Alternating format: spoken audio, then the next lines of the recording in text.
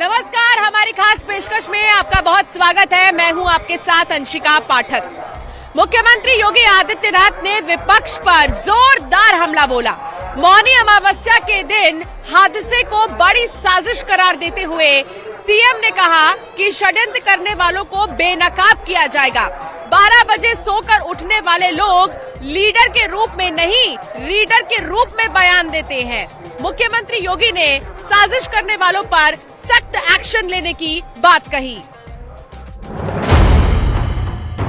29 जनवरी के हादसे की तह में हम लोग जाएंगे, षड्यंत्रकारियों को बेनकाब करेंगे, सजा कैसे दिलाई जाती है यह आपने उत्तर प्रदेश के अंदर पिछले 8 वर्ष के अंदर देखा होगा।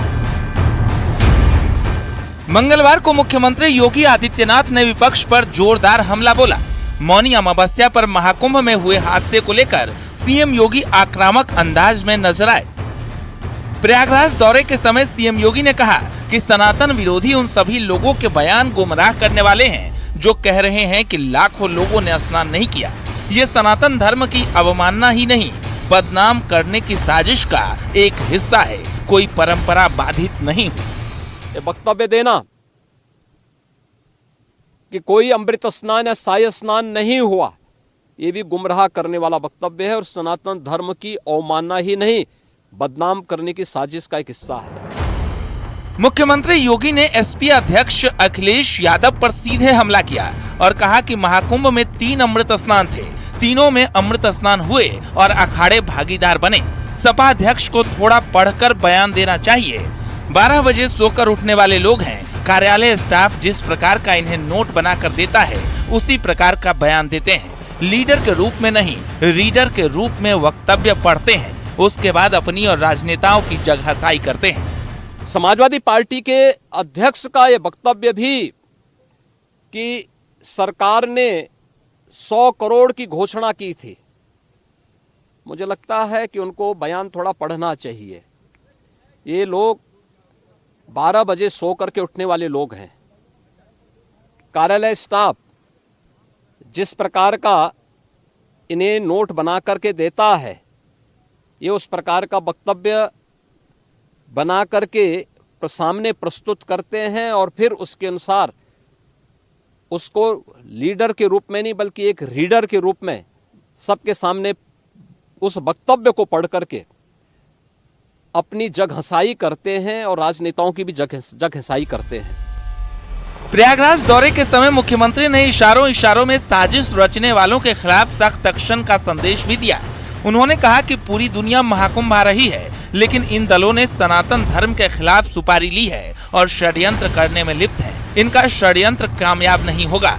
29 जनवरी के हादसे की हम तह तक जाएंगे, षड्यंत्रकारियों को बेनकाब करेंगे और सख्त सजा दिलाएंगे। पूरी दुनिया आ रही है, लेकिन इन दलों ने जिन्होंने सनातन धर्म के खिलाफ सफारी लेकर के एक षड्यंत्र करने में लिप्त हैं, इनका षड्यंत्र कामयाब नहीं होगा। 29 जनवरी के हादसे की तह में हम लोग जाएंगे, षड्यंत्रकारियों को बेनकाब करेंगे और उन्हें सजा कैसे दिलाई जाती है यह आपने उत्तर प्रदेश के अंदर पिछले 8 वर्ष के अंदर देखा होगा। आगे भी आप इसको देखते रहिए। महाकुंभ में अब तक लगभग 38 करोड़ श्रद्धालु स्नान कर चुके हैं और ये सिलसिला 26 फरवरी तक जारी रहेगा। बहरहाल सीएम योगी का विपक्ष पर तीखा हमला और साजिश रचने वालों के खिलाफ सख्त एक्शन का संदेश बताता है कि सीएम योगी सनातन के खिलाफ षड्यंत्र करने वालों को बख्शने के मूड में नहीं है। Bureau report, news 18। आस्था और अध्यात्म के महापर्व में देश विदेश से वीआईपी और वीवीआईपी शामिल हो रहे हैं और त्रिवेणी संगम में पवित्र डुबकी लगा रहे हैं। मंगलवार को भूटान नरेश ने मुख्यमंत्री योगी के साथ पवित्र संगम में स्नान किया और संगम तट पर ही पूजा भी की।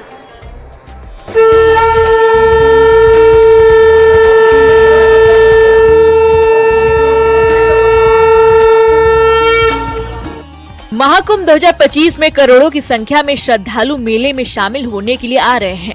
वहीं आस्था और आध्यात्म के महापर्व में देश विदेश से वीआईपी और वीवीआईपी भी शामिल हो रहे हैं और त्रिवेणी संगम में पवित्र डुबकी लगा रहे हैं। मंगलवार को भूटान नरेश जिग्मे खेसर नामग्याल वांगचुक भी महाकुंभ में शामिल हुए। इस मौके पर मुख्यमंत्री योगी आदित्यनाथ भी उनके साथ मौजूद रहे। संगम में पहुंचकर भूटान के नरेश वांगचुक ने मुख्यमंत्री योगी आदित्यनाथ के साथ पवित्र स्नान किया और संगम तट पर गंगा पूजा किया। सोचूं मैया जिंदगी रब तेरे नाम कर दी अर्पण, सब कुछ तेरा। इसी रास्ते से अभी वो गए हैं संगम की तरफ। आप देख सकते हैं कि तमाम जो वाद्य यंत्र हैं, जो हमारे भूटान नरेश हैं जिनमें खेसर नामग्याल वांगचुक, ये जो है यहाँ से जब गए हैं तो उनके स्वागत के लिए तमाम ये वादक, इन्होंने अलग अलग धुन बजाकर उनका स्वागत किया। तो कुल मिलाकर जो हमारे सांस्कृतिक मूल्य हैं और भूटान हमारा एक अच्छा दोस्त है, भूटान की सभी जो चीजें हैं वो भारत से बहुत सांस्कृतिक रूप से कनेक्टेड हैं और इसीलिए वहां के नरेश जिग्मे खेसर नामग्याल वांगचुक यहाँ आए हैं। महाकुंभ पहुंचे भूटान नरेश जिग्मे खेसर नामग्याल वांगचुक ने मुख्यमंत्री योगी आदित्यनाथ के साथ निषाद रात कूच पर सवार होकर साइबेरियन पक्षियों को दाना खिलाया और संगम का भ्रमण भी किया।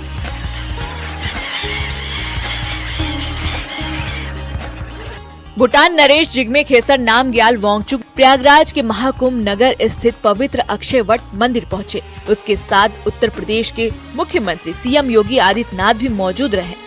इस दौरान अक्षयवट मंदिर में मुख्य पुजारी ने वेद मंत्रों का उच्चारण कर पूजा अर्चना की। भूटान नरेश लेटे हनुमान मंदिर गए और सीएम योगी के साथ पूजा अर्चना की।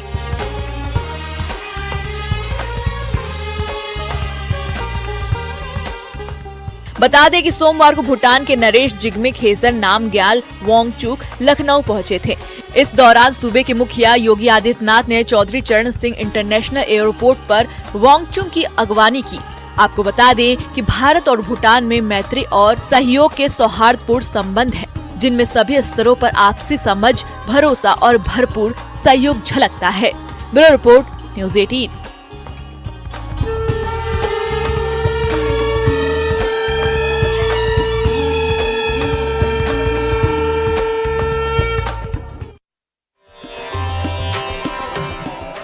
प्रधानमंत्री नरेंद्र मोदी 5 फरवरी को संगम नगरी पहुंचने वाले हैं। उसके पहले ही लगातार तैयारियां तेज कर दी गई हैं। आस्था की डुबकी लगाने के लिए वो यहां पर पहुंचेंगे और देशवासियों के कल्याण की कामना करेंगे पीएम। संगम तट पर गंगा की पूजा भी वो करेंगे। प्रयागराज पहुंचे मुख्यमंत्री योगी आदित्यनाथ ने प्रधानमंत्री नरेंद्र मोदी के पहुंचने के पहले ही तैयारियों का खुद जायजा लिया।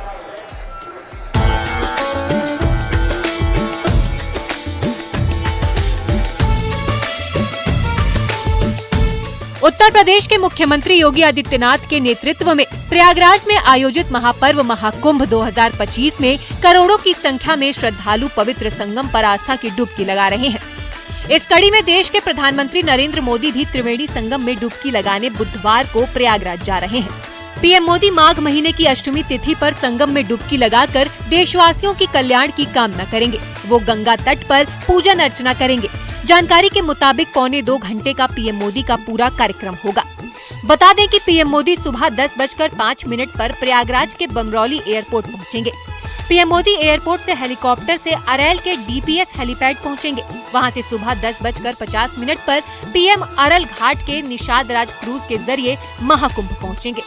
संगम पहुंचकर पवित्र स्नान करेंगे। गंगा स्नान और पूजन के बाद सेक्टर 6 में लगाए गए स्टेट पवेलियन को देखेंगे। पीएम मोदी का नेत्र कुंभ भी जाने का कार्यक्रम है। देश के प्रधानमंत्री नरेंद्र मोदी बुधवार 5 फरवरी को एक बार फिर से संगम नगरी प्रयागराज के दौरे पर आ रहे हैं। पीएम मोदी 10:05 पर बमरौली एयरपोर्ट पर पहुंचेंगे, जहां यूपी के सीएम योगी आदित्यनाथ उनका स्वागत करेंगे, उनकी अगवानी करेंगे। इसके बाद प्रधानमंत्री नरेंद्र मोदी डीपीएस हेलीपैड अरैल आएंगे और वहां से निषाद क्रूज के जरिए वो संगम तट पर आएंगे, जहां पर संगम में आस्था की डुबकी लगाएंगे और गंगा पूजन करेंगे। प्रधानमंत्री उसके बाद निषाद राज क्रूज के जरिए ही वीआईपी घाट पर पहुंचेंगे। पीएम मोदी कई कार्यक्रमों में शिरकत कर सकते हैं। हालांकि 11 बजे से 11:30 बजे का जो उनका कार्यक्रम है वह समय आरक्षित रखा गया है। इसके साथ साथ 11:45 पर प्रधानमंत्री मोदी वीआईपी घाट से एक बार फिर से निषाद राज क्रूज के जरिए ही अरेल जाएंगे और अरेल से हेलीकॉप्टर के जरिए बमरौली एयरपोर्ट जाएंगे, जहां से 12:30 बजे के करीब वह सेना के विमान से दिल्ली के लिए रवाना होंगे। पीएम मोदी के अगुवाई के लिए प्रदेश के मुख्यमंत्री योगी आदित्यनाथ मौजूद रहेंगे। मंगलवार को प्रयागराज पहुंचे सीएम योगी आदित्यनाथ ने पीएम मोदी के आगमन की तैयारियों का जायजा लिया।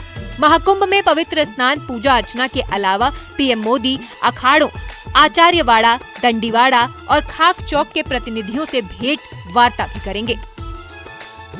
पीएम मोदी से पहले उपराष्ट्रपति जगदीप धनखड़, गृह मंत्री अमित शाह और रक्षा मंत्री राजनाथ सिंह महाकुंभ के त्रिवेणी संगम में डुबकी लगा चुके हैं। इनके अलावा सूबे के मुख्यमंत्री योगी आदित्यनाथ समेत उनकी पूरी कैबिनेट और पूर्व सीएम अखिलेश यादव भी महाकुंभ में डुबकी लगा चुके हैं। बता दें कि प्रधानमंत्री ने महाकुंभ के पहले 13 दिसंबर 2024 को संगम तट पर गंगा की आरती और पूजा का इस महाआयोजन के सकुशल संपन्न होने की मंगल कामना की थी। Bureau report, news 18।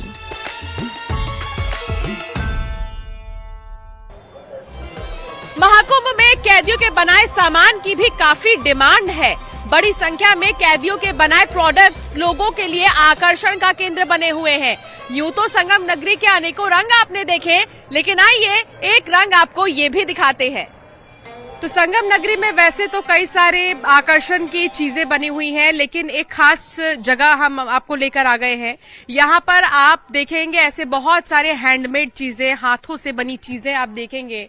और इसे कोई बहुत बड़े कलाकार ने नहीं बनाया, बल्कि जेल में मौजूद जितने भी अपराधी, कैदी जिसे कह सकते हैं आप, वो ये चीजें बनाते हैं। छोटी छोटी चीजें हम आपको दिखाएंगे क्या क्या अब तक बनाई गई हैं। शुरुआत करते हैं।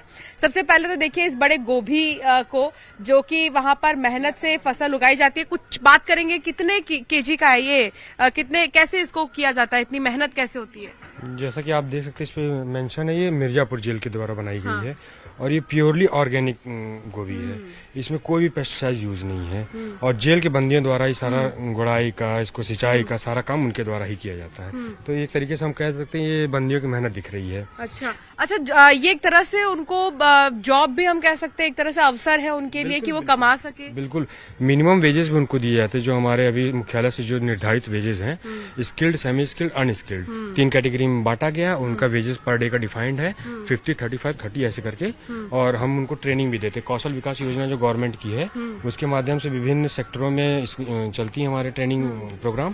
15 दिन, 1 महीने की ट्रेनिंग रहती है। वो संस्था वाले आते हैं, ट्रेनिंग दे के जाते हैं, फिर हम उनका प्रोडक्शन करते हैं। आप एक छत के नीचे सारी चीजें देखेंगे और मेहनत कितनी लगती है इसको बनाने में। अमूमन कह सकते हैं पूरा दिन लग जाता होगा, पूरा समय लग जाता होगा कैदियों को जब वो बनाते हैं, ये प्रोडक्शन कॉन्सेंट्रेट करते हैं। हाँ बिल्कुल बिल्कुल, ये हमारा लिखत पढ़त में होता है। बंदी सुबह आ जाता है अपनी, जब जेल हमारी खुलती है तो सीधा वो फैक्ट्रीज में आता है और जब लंच टाइम तक काम करता है, फिर उसका लंच ब्रेक होता है, फिर लंच करके वो फिर वापस आया, तो फिर शाम को वही जो हमारी जेल बंद होने का 50 कहते हैं हमारी घंटी लगती है, वही 5 बजे, जैसे ऑफिशियल नहीं होता था, 1 घंटी बजे उसके बाद सब वापस चले जाते। महाकुंभ को लेकर आध्यात्मिक गुरु श्री श्री रविशंकर ने महाकुंभ मेले को विश्व का सबसे बड़ा समागम बताया है। उनके मुताबिक कुंभ सिर्फ नदियों का संगम ही नहीं है, बल्कि अलग अलग संस्कृतियों और सभ्यताओं का संगम है। सरकार की तारीफ भी उन्होंने की है और कहा सरकार की तरफ से किया गया यह आयोजन पूरी दुनिया को विभिन्नता में एकता का संदेश देता है। तो वहीं आयोजन को लेकर मुख्यमंत्री योगी आदित्यनाथ की उन्होंने तारीफ की। आप में एक रिकॉर्ड है, कई देशों की आबादी इतनी नहीं है, तो तैयारियों के लिहाज से देखें तो प्रदेश की योगी सरकार ने किस तरह की व्यवस्थाएं की हैं? योगी जी ने यहाँ पर अद्वितीय काम किए, अभूतपूर्व काम किए हैं, बहुत अच्छा। और इतना ही नहीं है, उन्होंने जिस ढंग से पुलिस कर्मचारी और अन्य कर्मचारी को ट्रेनिंग भी दी है, यहाँ पर सब लोग इतने अच्छे ढंग से लोगों से के साथ व्यवहार कर रहे हैं और उनको चीज़ों को बढ़ा रहे हैं, बढ़ावा दे रहे हैं। योगी जी ने बहुत श्लाघनीय काम किया। कुंभ का इतनी अच्छी व्यवस्था सब हुई और हिंदू धर्म का मुख्य संदेश ही यही वसुधैव कुटुंबकम, हम सब यही कुटुंब है, पूरी दुनिया एक परिवार है। और फिलहाल हमारी खास पेशकश में इतना ही। आप बने रहिए न्यूज़ 18 के साथ।